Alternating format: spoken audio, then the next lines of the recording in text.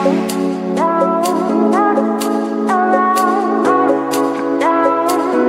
Students, welcome है आपका PCB club में और मैं हूँ सुमन मैम।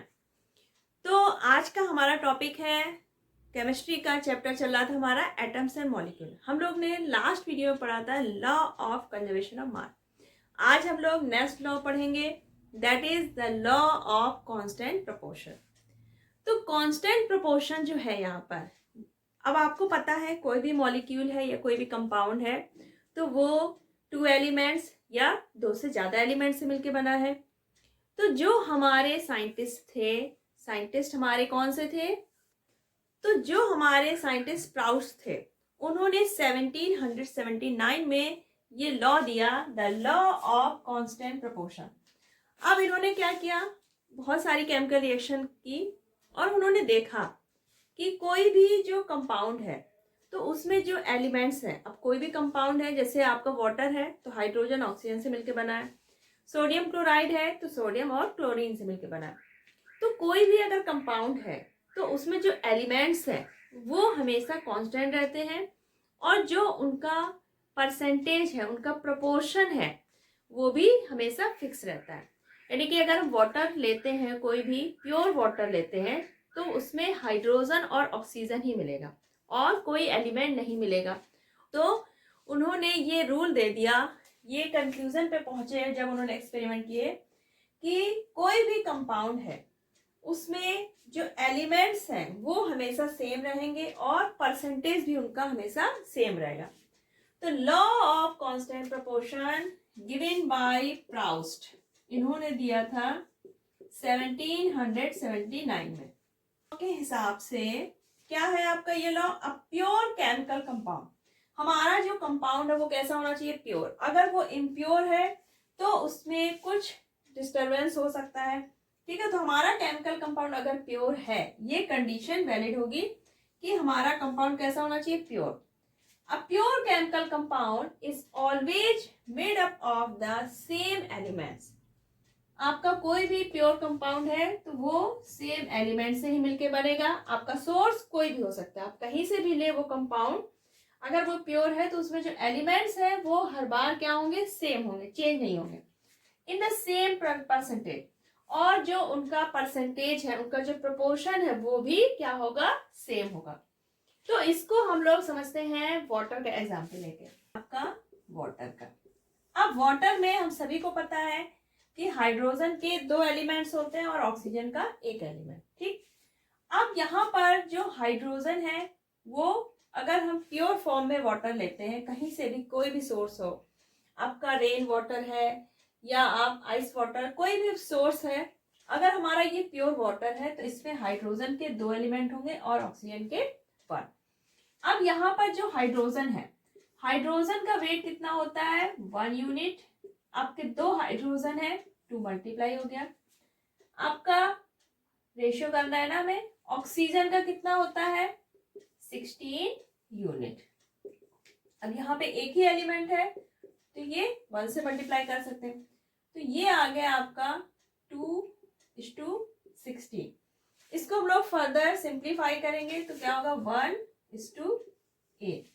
यानी कि यहाँ पर हाइड्रोजन और ऑक्सीजन का जो रेशियो आया, प्रोपोर्शन का जो रेशियो आया, कितना आया? 1:8।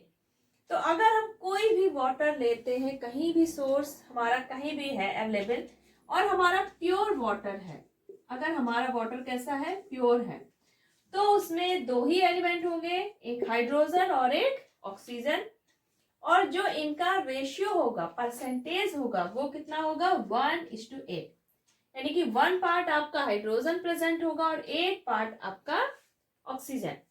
मान लीजिए आपने एक्सपेरिमेंट किया, 100 ग्राम आपने प्योर वाटर लिया, इसका हमने करा दिया इलेक्ट्रोलाइसिस। क्या करा दिया? इलेक्ट्रोलाइसिस। जब हमने वाटर का इलेक्ट्रोलाइसिस कराया तो में हाइड्रोजन और ऑक्सीजन जब हमें मिलते हैं, ठीक, हाइड्रोजन आपका प्लस आयन होगा, ऑक्सीजन नेगेटिव आयन। तो जब हमें हाइड्रोजन और ऑक्सीजन आयन मिलते हैं अलग अलग जगह पर, तब हमारा हाइड्रोजन 11 पार्ट मिलता है, 11 ग्राम, और ऑक्सीजन आपका 89 ग्राम। हमें 100 ग्राम वाटर का इलेक्ट्रोलाइसिस कराने पे हाइड्रोजन हमें 11 ग्राम मिलता है और ऑक्सीजन 89 ग्राम। अब अगर यहाँ पर इनका रेशियो देखें तो लगभग 1:8 का ही आता है। तो यहाँ पर जो प्रोपोर्शन है 1:8 वो क्या है, कांस्टेंट है। हम फर्दर कहीं से भी ले वाटर, प्योर वाटर ले रहे हैं, सोर्स आप चेंज कर दीजिए, उसके बाद अगर हम यही प्रोसेस रिपीट करते हैं तो हमें हर बार 1:8 का ही रेशियो मिलता है। यानी कि कोई भी जो कंपाउंड है आपका वाटर है तो इसमें हाइड्रोजन और ऑक्सीजन का रेशियो 1:8 क्या रहेगा, फिक्स रहेगा, यानी कि इनका प्रोपोर्शन क्या रहेगा, कांस्टेंट। तो ये है आपका लॉ ऑफ कांस्टेंट प्रोपोर्शन कि कोई भी आपका केमिकल कंपाउंड है अगर वो प्योर है तो उसमें जो एलिमेंट्स होंगे वो हमेशा फिक्स रहेंगे, सेम एलिमेंट ही होंगे, आप कहीं से भी लाए उस कंपाउंड को, और जो एलिमेंट्स का जो प्रोपोर्शन है, परसेंटेज है, वो भी क्या होगा, कांस्टेंट। जैसे आपका है अमोनिया NH3, यहाँ पे नाइट्रोजन है और हाइड्रोजन है। अब अमोनिया है अगर वो, तो उसमें दो ही एलिमेंट होंगे, आपका नाइट्रोजन एंड हाइड्रोजन। नाइट्रोजन का वेट होता है 14 यूनिट और हाइड्रोजन का 1 यूनिट। अब हाइड्रोजन के 3 मॉलिक्यूल है, 3 से मल्टीप्लाई हो गया तो 14:3। तो अमोनिया में नाइट्रोजन और हाइड्रोजन इनका जो प्रोपोर्शन का रेशियो है वो क्या है, 14:3। यानी कि हम अमोनिया कहीं से भी लें, अगर वो प्योर है तो उसमें नाइट्रोजन 14 पार्ट होगा और 3 पार्ट आपका हाइड्रोजन होगा। तो ये है आपका लॉ ऑफ कांस्टेंट प्रोपोर्शन। अब आपको इसके बेस पे कुछ न्यूमेरिकल्स करने होंगे। न्यूमेरिकल से क्या होगा, आपको जो इसके बेस पे न्यूमेरिकल आते हैं और ये कॉन्सेप्ट और भी क्लियर हो जाएगा। आपको एक न्यूमेरिकल दिया है जो हमारा बेस्ड है लॉ ऑफ कांस्टेंट प्रोपोर्शन पे। आपको 1.288 ग्राम कॉपर ऑक्साइड ऑब्टेन होता है फ्रॉम 1.03 कॉपर से, ठीक है। 1.03 ग्राम कॉपर लेते हैं और जब ऑक्सीजन से रिएक्ट करता है तो हमें 1.288 ग्राम कॉपर ऑक्साइड मिल जाता है। सेकेंड केस में क्या है, 3.672 ग्राम कॉपर ऑक्साइड रिडक्शन करता है और 2.938 ग्राम कॉपर दे देता है। अब यहाँ पे हमें कॉपर ऑक्साइड दिया है, रिडक्शन में हमें कॉपर मिल रहा है। फर्स्ट केस में हमें कॉपर ऑक्सीडेशन करता है, ऑक्सीजन से मिल जाता है और कॉपर ऑक्साइड का वेट दिया है। तो हम पहले फर्स्ट केस देखेंगे। फर्स्ट केस में हमारा कॉपर ऑक्साइड का दिया है वेट 1.288 ग्राम, कॉपर का दिया है हमें 1.03 ग्राम। हमें किसका नहीं पता, ऑक्सीजन का, क्योंकि अगर हमें कॉपर ऑक्साइड में कॉपर और ऑक्सीजन के बीच रेशियो निकालना है तो हमें ऑक्सीजन का भी यहाँ पर वेट पता होना चाहिए। तो हम कॉपर ऑक्साइड से कॉपर के वेट को माइनस करेंगे तो हमें ऑक्सीजन का मिल जाएगा। तो कॉपर ऑक्साइड का दिया आपका 1.288 माइनस 1.03, आपका आया, ये आया 8, 5 और ये आया आपका 0.258 ग्राम। ये आ गया आपका ऑक्सीजन का। अब हम यहाँ पर रेशियो निकाल लेंगे कॉपर और ऑक्सीजन के बीच। कॉपर का वेट कितना दिया है, 1.03 ग्राम। ऑक्सीजन का आपने निकाला 0.258 ग्राम। अब हमें रेशियो निकालने के लिए क्या करना होगा, आपको दोनों ही डिजिट को सेम नंबर से डिवाइड करना होगा। हमने इसको चूज किया 1.03 अपॉन 0.258 is to 0.258 अपॉन 258। यहाँ पे क्या हुआ, कैंसिल हो गया, 1 आ गया और यहाँ पे आएगा लगभग 3.99 is to 1। 3.99 को हम 4 भी लिख सकते हैं, 4:1। यानी कि हमारा कॉपर और ऑक्सीजन के बीच रेशियो आ गया 4:1। यानी कि 4 पार्ट आपका कॉपर प्रेजेंट है और 1 पार्ट आपका ऑक्सीजन, ठीक। अब जो नेक्स्ट यहाँ पर दिया है कि कॉपर ऑक्साइड है, ये रिडक्शन होके इतना कॉपर देता है। अब इस रिएक्शन में भी अगर हमें कॉपर और ऑक्सीजन के बीच रेशियो सेम आता है, तो यानी कि ये हमारा law of constant proportion follow हो रहा है, क्योंकि कोई भी रिएक्शन हो, कोई भी हो, अगर कॉपर ऑक्साइड है कंपाउंड तो वहां पे कॉपर 4 पार्ट होगा और ऑक्सीजन 1 पार्ट होगा। तो फर्स्ट केस में हमारा कॉपर और ऑक्सीजन के बीच रेशियो है 4:1 का। अब सेकंड केस, यहाँ पे कॉपर ऑक्साइड दिया है आपको 3.672 ग्राम और कॉपर का दिया है आपको 2.938 ग्राम। अब अगर हम कॉपर ऑक्साइड से कॉपर का जो वेट है वो माइनस करेंगे तो हमें किसका मिल जाएगा, ऑक्सीजन का। तो कितना आया ऑक्सीजन का, 12 - 8 4, 6 - 3 3, और यहाँ पर आया आपका 6, 1 लिया, 16 - 9 यानी कि 7, तो 0.734 ग्राम ये आ गया आपका ऑक्सीजन का। अब हमें निकालना होगा कॉपर ऑक्साइड में कॉपर और ऑक्सीजन के बीच जो वेट है उसका रेशियो।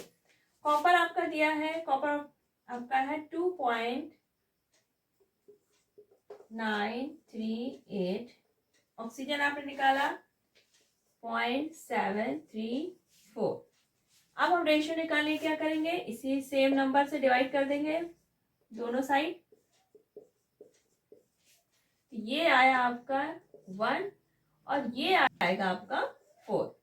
तो यहाँ पर हमारा जो रेशियो आया कॉपर और ऑक्सीजन के बीच वो भी कितना आया, 4:1। तो यानी कि हम कितना भी वेट लें कॉपर ऑक्साइड का, तो वहां पर जब बाद में रेशियो निकालेंगे तो वो आता है आपका 4:1। आपने फर्स्ट केस में निकाला तब भी 4:1 आया, सेकेंड केस में, यानी कि कॉपर और ऑक्सीजन के बीच जो रेशियो है, परसेंटेज है वेट का, वो क्या है, 4:1। यानी कि ये हमारा law of constant proportion follow कर रहा है।